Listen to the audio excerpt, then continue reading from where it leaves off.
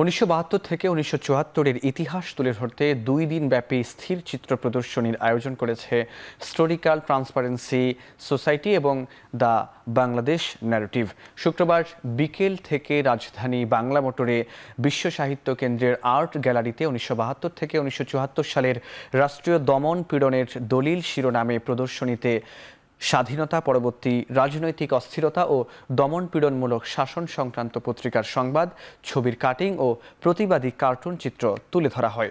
দর্শনার্থীরা জানান, মুক্তিযুদ্ধ পরবর্তী রাষ্ট্র পুনর্গঠনের আড়ালে চলতে থাকা বিচার বহির্ভূত হত্যা, রাজনৈতিক নিপীড়ন, 74-এর দুর্ভিক্ষ সহ রক্ষী বাহিনীর তাণ্ডব সম্পর্কে জানতে পারছেন তারা।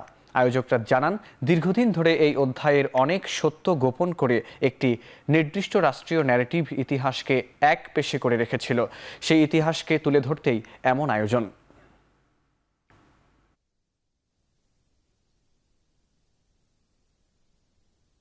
ইতিহাস থেকে এটাই বের করার ট্রাই করেছি যে শেখ মুজিব আসলে 71-এ তার যে অবদান ছিল বাংলাদেশের জন্য, সেই অবদানের বাইরেও যে একটা কালো অধ্যায় আছে তার, সেই অধ্যায়টাকে আমরা বের করার ট্রাই করেছি।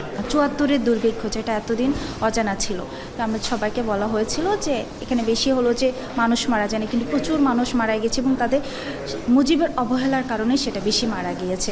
আমরা আমাদের এক্সিবিশনে 73-এর নির্বাচন, সেই নির্বাচনে যে কারচুপি হয়েছিল সেটি, 74-এর দুর্ভিক্ষের সরকারি যে অব্যবস্থাপনা এবং একই সঙ্গে রক্ষী বাহিনীর যে তাণ্ডব ছিল, এগুলো তুলে ধরার চেষ্টা করেছি।